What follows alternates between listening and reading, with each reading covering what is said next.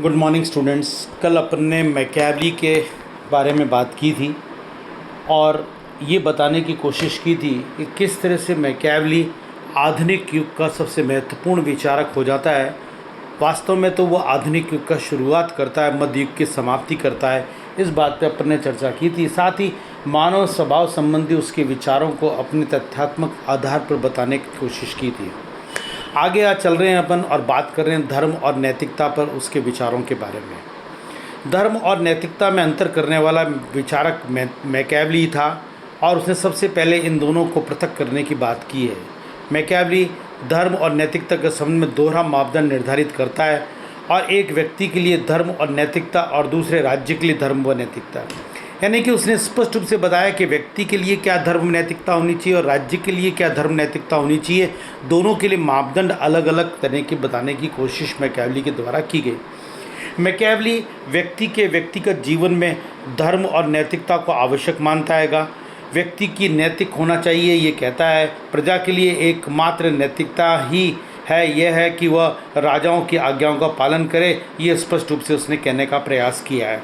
कहने का मतलब ये कि वो व्यक्ति को पूरी तरह से नैतिक प्राणी के रूप में देखने की कोशिश करता है और उससे ये आशा करता है कि वह राजाज्ञाओं का पालन करे और पूरी तरह से नैतिक बनकर रहे। साथ ही वो राज्य किसी नैतिकता या धर्म को नहीं मानता, ये ऐसा वो कहता है, और राज्य के लिए किसी प्रकार की नैतिकता की मनाही करता है। वो साफ कहता है वो कहता है कि न तो राज्य नैतिक है न अनैतिक। राज्य का आदेश निरपेक्ष है और उसको उसी हिसाब से आदेश देना चाहिए। राज्य अगर नैतिकता के उस चक्र में पड़ेगा तो निश्चित रूप से एक तरह का नुकसान होगा, ऐसा उसका मानना है।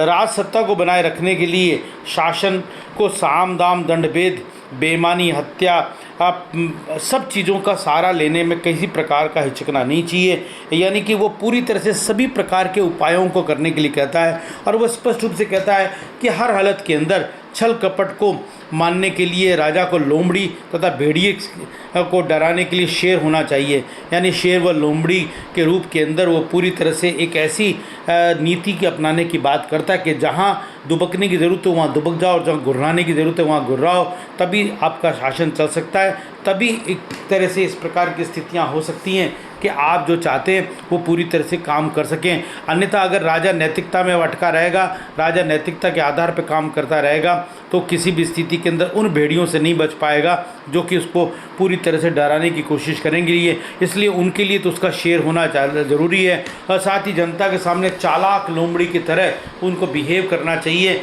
और जनता को ये लगे कि वास्तव में राजा उन्हीं के हित के अंदर सोचता है। और एक तरह से वो कभी भी ये नहीं सोचें कि राजा का खुद का व्यक्तिगत हित कोई इसके अंदर है, वो जनता के हित के लिए सोचता है। इस प्रकार की भाषा का प्रयोग राजा को करना चाहिए, इस प्रकार की चतुराई राजा को दिखानी चाहिए। यानी पूरी तरह से वो एक तरह से लोमड़ी के रूप में चालाक बात करता है और शेर के रूप में दबंग होने की बात करता है। इसके बाद वो कहता है कि राजनीति का आचार या नैतिकता से कोई निश्चित संबंध नहीं हो सकता, क्योंकि राजनीति है ही ऐसी है जिसके अंदर अगर आप इस प्रकार के संबंधों की बात करेंगे तो किसी भी स्थिति के अंदर आप सही दिशा में आगे नहीं बढ़ सकते। राजनीति का विषय राज्य है और व्यक्ति का विषय नैतिकता है और सदाचार राज्य के अधीन है। ये स्पष्ट रूप से इसने 3 बातें कहने की कोशिश की है। यानी कि राजनीति का विषय राज्य है और राज्य को इसी तरह से बिहेव करना चाहिए, और व्यक्ति का विषय नैतिकता है और व्यक्ति को नैतिक होना चाहिए और सदाचार राज्य के अधीन होना चाहिए, तभी सही रूप में राज्य आगे बढ़ सकता है।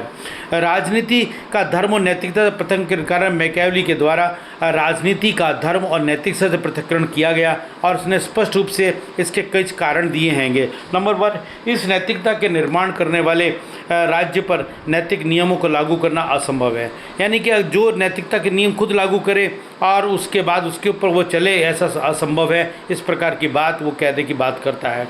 नंबर 2, राज्य जड़ है, अतः राज्य न तो नैतिक है न अत्यधिक, बल्कि नैतिक निरपेक्ष है। यानी कि जब जड़ चीज़ है तो जड़ चीज़ को किसी भी स्थिति के अंदर किसी एक चीज़ में नहीं बांधा सकता नैतिक अनैतिक के अंदर, बल्कि उसे निरपेक्ष रूप में देखा जाना चाहिए।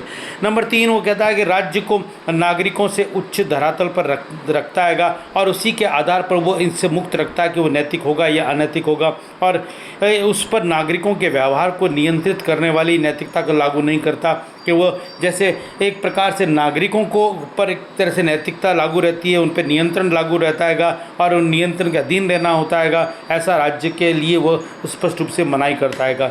चौथा कहता है कि राज्य नैतिक साधनों का प्रयोग करके एक तरह से उन वृत्तियों को नियंत्रित नहीं कर सकता जो कि एक ऐसी प्रवृत्तियाँ जो कि राज्य के व जनता के अगेंस्ट के अंदर जाती हैं। इन पर नियंत्रण के लिए अनैतिक तरीका ही उचित हो सकता है, क्योंकि कई इस प्रकार के लोग होते हैं जिनको नैतिक आधार पर कितना भी समझा लो उनके समझ में नहीं आएगी। राज्य को एक तरह से कड़ाई के द्वारा और इस प्रकार की प्रवृत्तियां जो कि जनता के लिए खतरनाक हो सकते हैं, राज्य के लिए खतरनाक हो सकती है, उनको रोकने के लिए तो एक तरह से राज्य को उन नैतिक साधनों का प्रयोग करना छोड़ना पड़ेगा, बल्कि कई जगह अनैतिक तरीके से ही उनको ख़त्म किया जा सकता है। नंबर 5, वो मानवीय स्वभाव के वास्तविकता को समझते हुए ही शासक को उन्हें अच्छे या बुरे कार्यों को करने की अनुमति देता है, और वो स्पष्ट रूप से कहता है कि वो मानवीय स्वभाव को समझे, और वो मानवीय स्वभाव का वर्णन वो पहले कर चुका हैगा, और उसी के आधार के ऊपर वो कहता है कि उसके बाद ही राज्य को कोई निर्णय करना चाहिए कि किसके साथ में क्या व्यवहार करना चाहिए और किसके साथ में क्या व्यवहार नहीं करना चाहिए। और छठी बात कहता है कि जब देश की सुरक्षा खतरे में हो तब न्याय या अन्याय का या उदारता या क्रूरता, गौरव, लज्जा का कोई भी विचार नहीं करना चाहिए। और ये पूरी तरह से सही बात है। राज्य से बढ़कर कुछ नहीं हो सकता, राष्ट्र से बढ़कर कुछ नहीं हो सकता, और जब उसके ऊपर ही किसी प्रकार का खतरा उपस्थित होता है तो उस समय हम नैतिक अनैतिक बातों को अगर देखने की कोशिश करेंगे तो निश्चित रूप से इसका नुकसान हमको होगा, और वो किसी भी स्थिति के अंदर सही नहीं कहा जा सकता। और यही नहीं, अगर हम उठा के देखने की कोशिश करते, इतिहास इसका साक्षी है। अगर भारतीय इतिहास को हम देखने की कोशिश करें कि जहाँ जहाँ हमने इस प्रकार की नैतिकता को देखने का प्रयास किया, जहाँ जहाँ नैतिकता के आधार पर कोशिश करी, वहाँ हमारा नुकसान निश्चित रूप से हुआ है। और अगर हम देखें तराइन का प्रथम युद्ध अगर देखने की कोशिश करें तो उसके अंदर अगर पृथ्वीराज चौहान मोहम्मद गौरी को नहीं छोड़ता तो किसी भी स्थिति के अंदर सल्तनत काल भारत के अंदर स्थापित नहीं होता, लेकिन मोहम्मद गौरी को छोड़ दिया, और मोहम्मद गौरी ने अगले साल ही जब 1192 के अंदर युद्ध किया तो उसके अंदर पृथ्वीराज चौहान को मारा। और इससे स्पष्ट है कि जहाँ पर आपने ज़्यादा नैतिकता की दिखाने की कोशिश करी वहाँ पर आपका नुकसान हुआ है, और जहाँ आपने अनैतिक तरीके से कठोर कदम उठा लिए वहाँ पर आपका नुकसान नहीं हुआ है। इतिहास इसका गवाह है। इसलिए मैकियावेली इसी प्रकार की बात करने की कोशिश करता है। दुनिया के अंदर ज़्यादातर जितने भी उदाहरण हुए हैं वो इसी रूप के अंदर हुए हैं, और राज्य के परिप्रेक्ष्य में, आपके राष्ट्र के परिप्रेक्ष्य के अंदर उसके विचार यहाँ पर बहुत एक सीमा तक सही प्रतीत होते हैं। चाहे आप नैतिकता के दृष्टिकोण से उसे अनैतिक समझें, लेकिन राष्ट्रीय आधार पर सोचेंगे तो उसे बिल्कुल सही आधार पर देखने की कोशिश करेंगे।